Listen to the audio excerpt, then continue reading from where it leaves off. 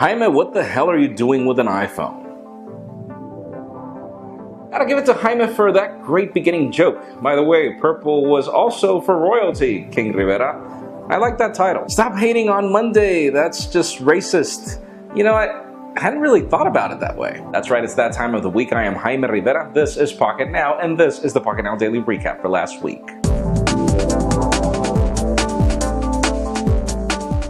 On Monday, the topic was the new Apple TV and the fact that mobile games are actually what sells most on it. And I asked you if you would ever compare a PS4 or an Xbox One to the Apple TV. We had 678 comments. There's a difference between console gaming and playing mobile games on a TV, and I love the point that you make, particularly because, yes, these are mobile games, not console games at all. Why would you use an Apple TV for gaming? It's only compatible for mobile games, and yes, that is the biggest limitation. Apple is trying to sell it as such, and mobile games have actually gotten really good, but that's not necessarily a selling point for the Apple TV either. Consoles are way more better to play games, and while Apple TV has still potential to go after it in the future, currently, for me, consoles win, and I get what you mean. Yes, console wins for me too. There is a major price difference, and I just think about the fact that for my younger kids, I would rather buy an Apple TV than a major $400 console. So I do believe that there is a market and Apple is after it. Let's just see if it works, because you currently can mirror games from your phone anyways. On Tuesday, I asked you if product placement is important to you whenever you see this particular phone on a movie, because James Bond is back then was apparently having issues with either Xperios or Galaxies, and that news was rather vague, by the way. But hey, we had 1,127 comments. Thanks a lot, guys. We start with, the only reason I went to see The Dark Knight 2008 was because of the Nokia 5800 Express Music phone that was featured in it, and then I went and bought one. Are you serious? Product placement doesn't affect my purchase decisions, but for someone who has never seen a certain product before, it could enlighten them of the fact that it exists, and that is the whole reason why marketing uses product placement. Good point. That being said, I do believe that there is a market of people that see a phone on TV and buy it, but obviously you and me, the ones that watch these videos, and the ones that are really into technology, don't. I take it James Bond has stopped doing any water scenes and will run out of battery doing his mission. Oh well, you're lost, James, and yeah, for James to ever consider Galaxy phones to be superior to Xperios is rather weird. On Wednesday, I asked you how sensitive is the information you carry on your phones, as iOS hackers had just claimed $1 million for being able to hack into iOS 9.1 in a very interesting way. We had 600 comments. We start with, "Don't hack me, brother. I have sexy supermodel girlfriend Nudez on there. And call the hackers. The only sensitive data I have on my phone is porn. If hackers want to see my porn collection, go ahead. I don't care.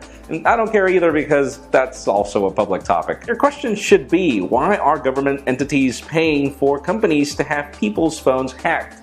And I'm surprised you asked that question, and I think I shouldn't answer it either. Then on Thursday, the topic was videos showing how easy it is to bend the Nexus 6P. I asked you if this would be enough for you to return the phone or not buy it. We had 818 comments. We start with, "Any phone will break if you try to intentionally break it." True. But it requires very little intention to smash or break or bend that Nexus 6P, which is sad. Who the hell actually bends their phones? And you know, that is a very interesting question. I don't, and yet I was able to bend the iPhone 6 out of the blue. I just put it in my pocket and for some reason it bent. And I'm talking about the small iPhone 6, not the larger one, by the way. Honestly, it really annoys me that so many people are dismissing it or just not wanting to believe it when the iPhone 6 bend test blew up to an enormous amount, and it seemed that everyone, even outside the tech community, knew about it. And you have to remember, iPhones are a lot more popular than Nexus devices, so this is just into defense of people, but then again, yeah, it's not convenient for either Google or Huawei for this phone to be so easily bendable either. I do understand that certain companies do certain things to avoid this going to mass media, and Apple is one of those companies that just doesn't care. Finally, Friday, the topic was the $99 Chronos, the small little disc that you attach to any dumb watch and turn it into a smartwatch. I asked you if you would rather use this or buy a smartwatch. We had 563 comments. "My G-Shock and Chronos, why not? At least I can know what time it is when the battery of the Chronos runs out." True, that is the major problem with major smartwatches out there. After the second day, I mean, if you're traveling on a transatlantic flight, you're screwed. You lose the watch after a certain amount of time, and the chargers for these watches are just so clunky or big or ugly that you'd rather not carry them either. I only saw the new Moto 360 in person today, and damn, it's beautiful and elegant.